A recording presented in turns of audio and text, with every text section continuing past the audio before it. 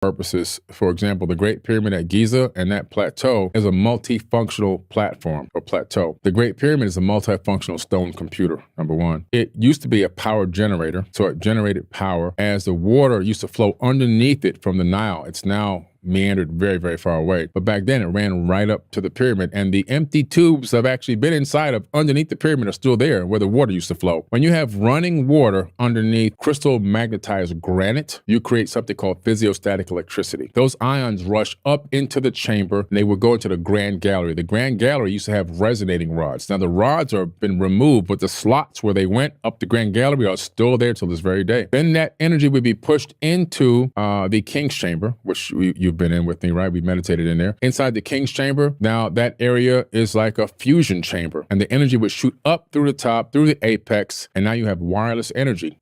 Nikola Tesla tapped into the same exact understanding of how that worked and duplicated it with the Wardenclyffe Tower. Now that wireless energy would transmit around the area, and the crystal granite obelisks would capture it. And then if you had something called a JED, a DJED, it looks almost like a Tesla coil with a cable coming out of it. You'll see it in Egyptian hieroglyphs. It's connected to light bulbs and other technologies, electric gold plating. You can then power it wirelessly from the ambient electricity that's been transmitted from miles away from the Great Pyramid. That's just one purpose. Another purpose, when you look at the way that the Great Pyramid is designed in the Queen's Chamber and then you have the King's Chamber, well, water was set to rush down and into the Queen's Chamber, and with the chemistry and also the metallics down there, you can see how there would be some form of electrolysis that would occur. And I'm not the only one that has this hypothesis. Engineer Christopher Dunn had the same exact hypothesis as me. I just found out about maybe a month ago when I finally talked to him on my podcast. So this electrolysis would extract hydrogen from the oxygen, the H2O, and then you have a hydrogen chamber. So now what's interesting about that, the way it's connected to the shafts that lead up into space, when you look at the pyramid alignment with the stars on certain millennial alignments, you find out that it aligns with Orion, it aligns with Aldebaran, it aligns with Pleiades, it aligns all these star systems. And what is the frequency that we transmit information on right now from a standpoint of trying to connect with ET? We transmit on the hydrogen frequency because it's the most widely abundant frequency in the universe. So I believe in my hypothesis, I always say hypothesis versus what I read, is that these shafts would shoot the hydrogen beams out towards those stars on certain particular alignments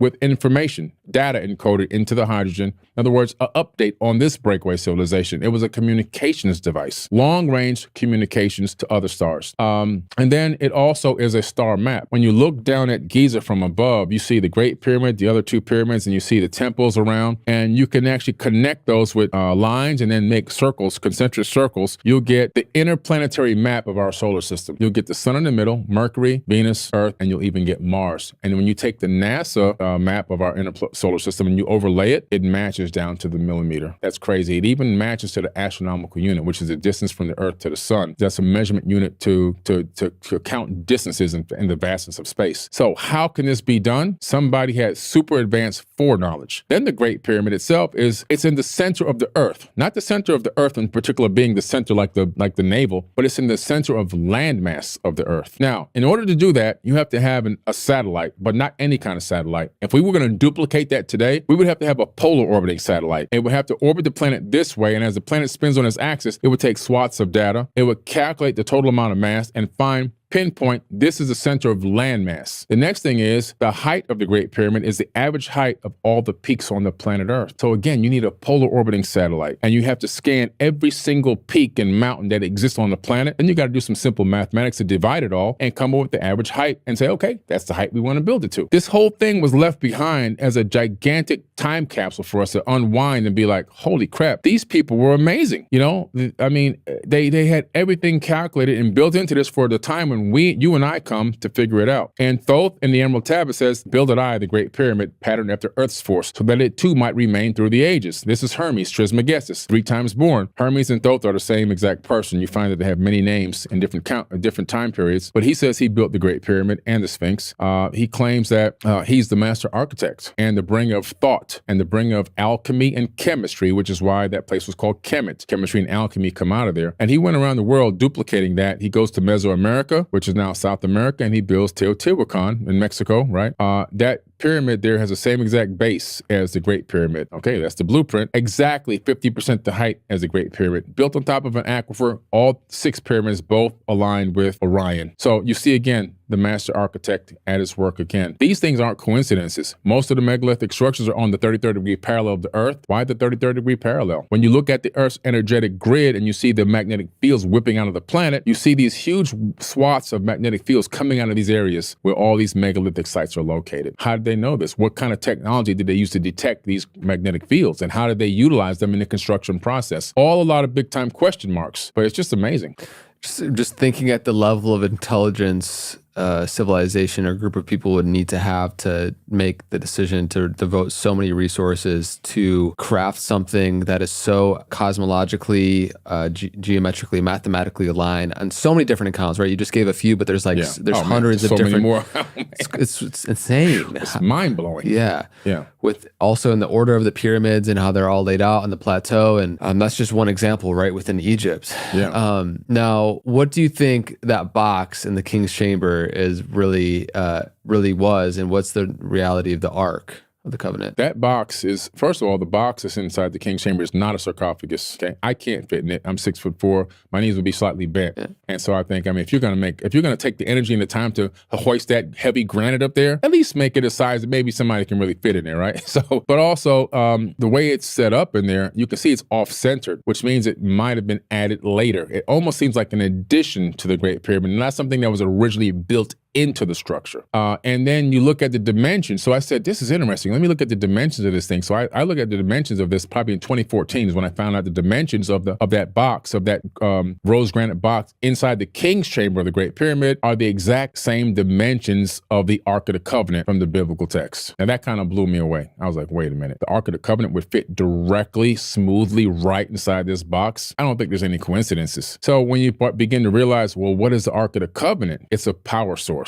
And it's a power source that gives off some type of radiation. And we know this because if you didn't have on lead plates, according to the biblical, information, you had to have on lead plates, rubber boots, and all this stuff on before you even touched it. And if you touched it without the rubber, guess what happened? You died instantly. This is in the Bible. So it's telling me electrical charge. And if you were around it too much without the right coverings and protection, your hair would fall out. Your eyes would bleed. You would become sick. Sounds like radiation sickness to me. So this thing might have been both electrical and radioactive at the same time. Perfect to put inside the king's chamber, especially if, why would they add it? Especially if maybe the Great Pyramid's power generation system in some weird way had begun to malfunction because of the lack of water from the Nile running underneath it in the aquifer. So now we have to find a way to boost this thing. So we put the Ark of the Covenant in there because everywhere where they talk about the Ark, it's exuding immense power. It's repelling troops and army troops with these energy beams coming out of it in the Bible. You put that inside of the Great Pyramid, all of a sudden it becomes the energy source. And the reason why I believe that Moses was chased is when he left, and I believe that was actually Pharaoh Akhenaten, in my opinion, he took the Ark with him. It was like, oh man, we got to get the Ark back. That's a source of power for Egypt. But without that, we're back in the Stone Ages. Go get the Ark. And they chased him to go get the Ark. That's what I believe it was really all about. So fascinating. I mean, man, the energy there is just insane. Oh yeah, it is. From laying in that box, whatever it is, which I did, and then also going into, well, there's a little